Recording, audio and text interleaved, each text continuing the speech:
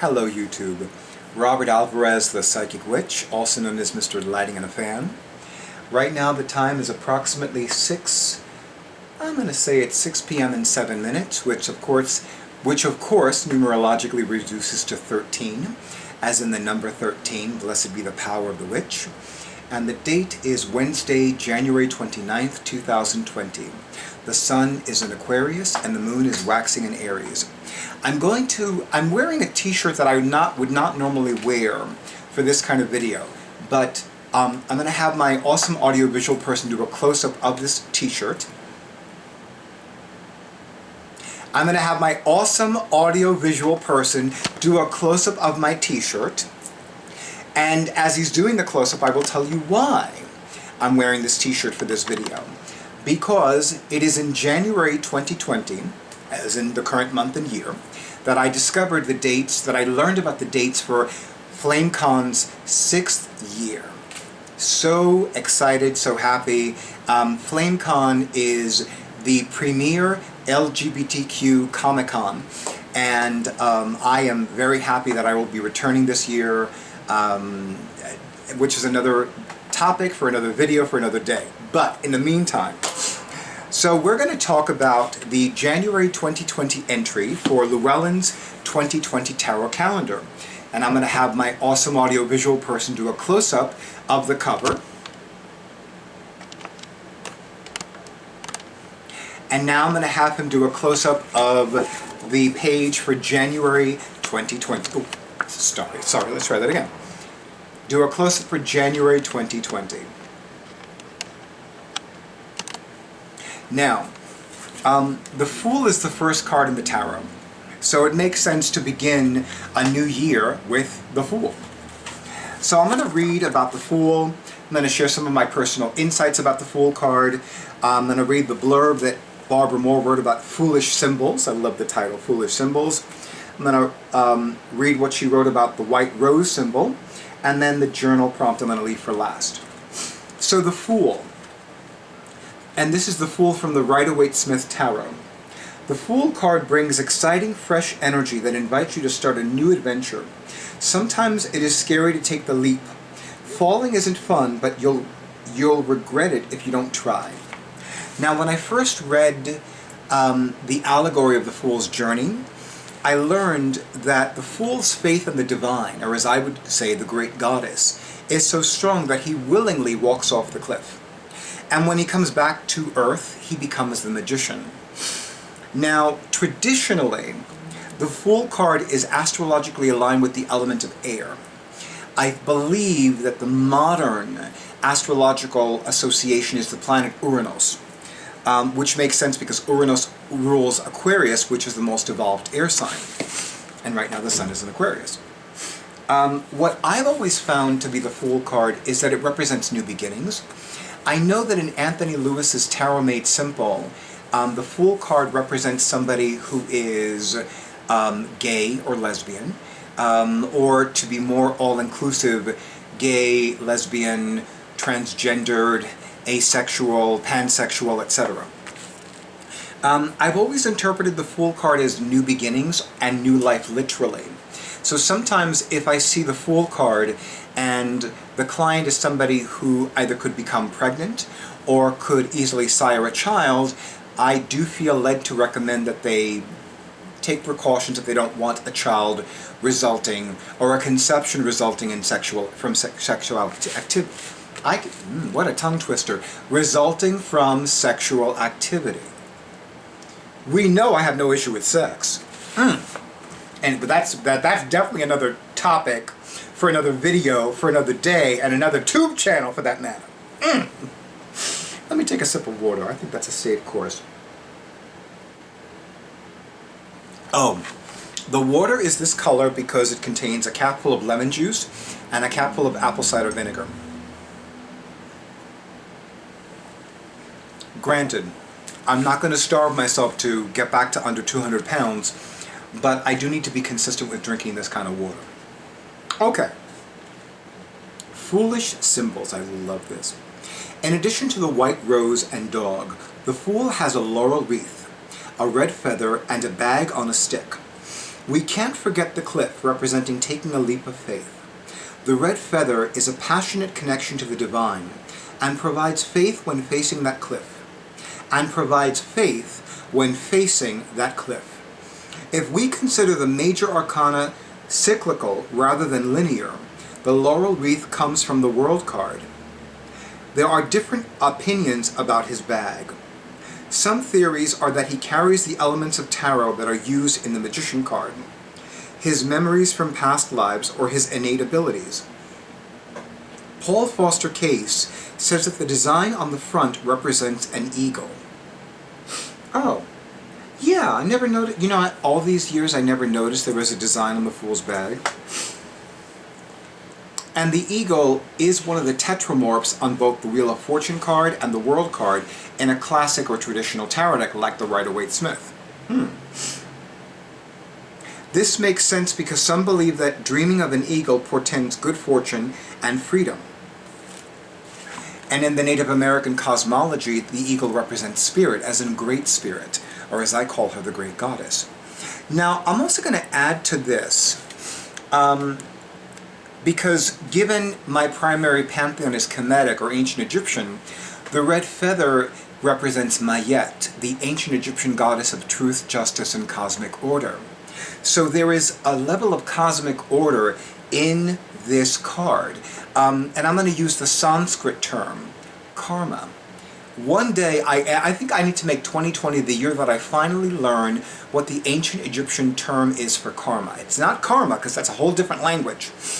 But I really do believe... oh, that was the other thing.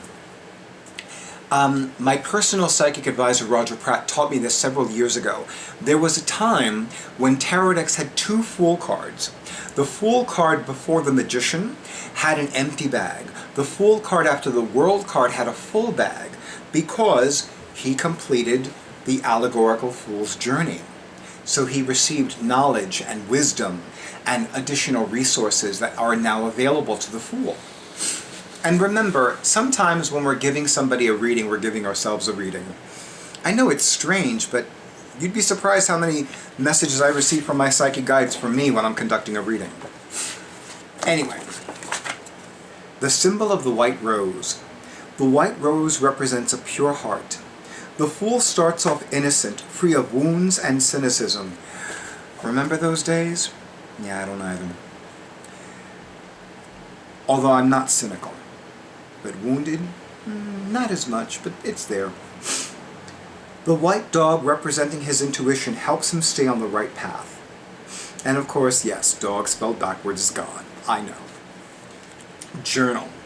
I've mentioned in the past, and not too recently, but I've mentioned it in a few of my videos, especially last year, that journal writing has become especially important and sacred to me. And it still is. I haven't been journal writing as much, and yet every once in a while I feel this pull to whip out my journal.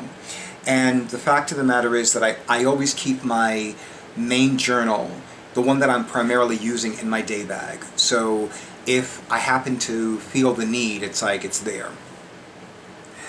At the beginning of the year, we think about resolutions and intentions. The Fool begins his journey with pure intentions and brilliant passion. His concern is following those drives.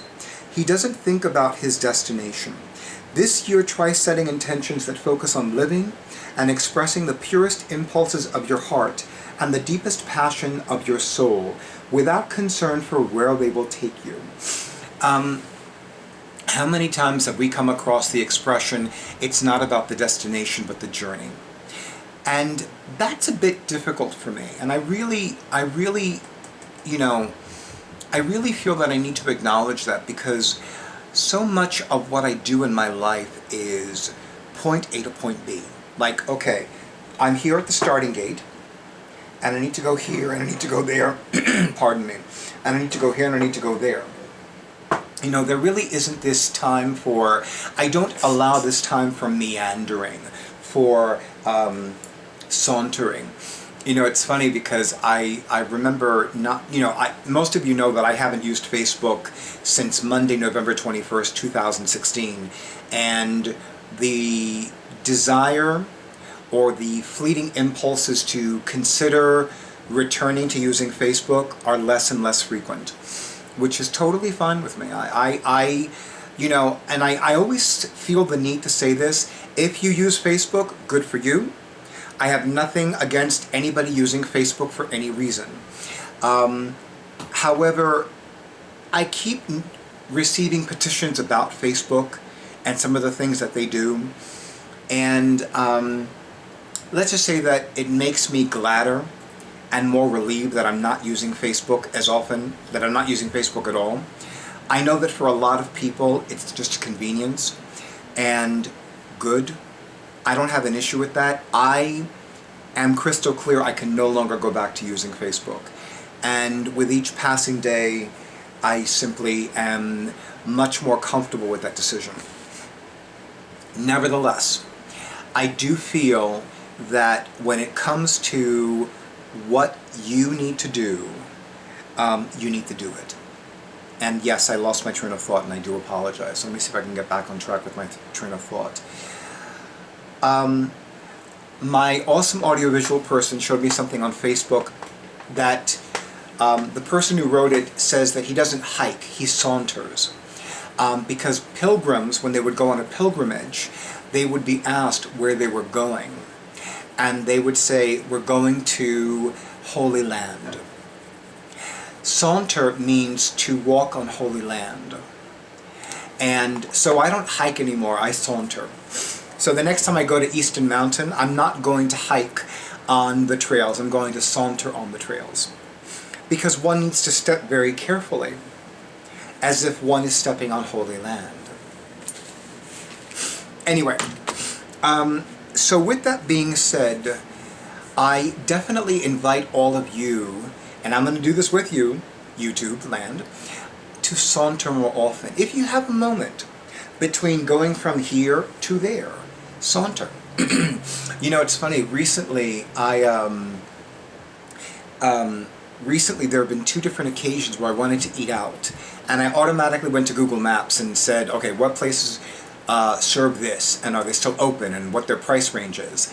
And I did all that. And I'm like, okay, but I feel like I need to do that less, and I simply need to just wander around and explore more.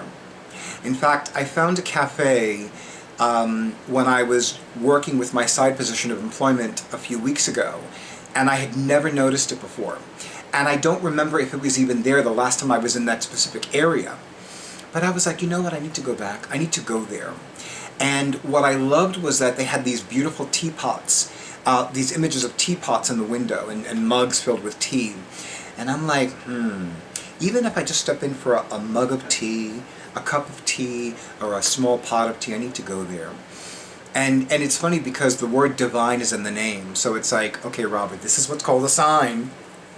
So the next time I'm in that area, I'm going to saunter into that cafe and either have a cup of tea, or a cup of tea and a cup of coffee, or a small pot of tea, and just relax and unwind and maybe spend some time with my journal. But with that being said, if you have any comments, well, first of all, definitely leave me a comment if you already have a copy of the January 2020 edition of Llewellyn's 2020 Tarot Calendar. That's number 1.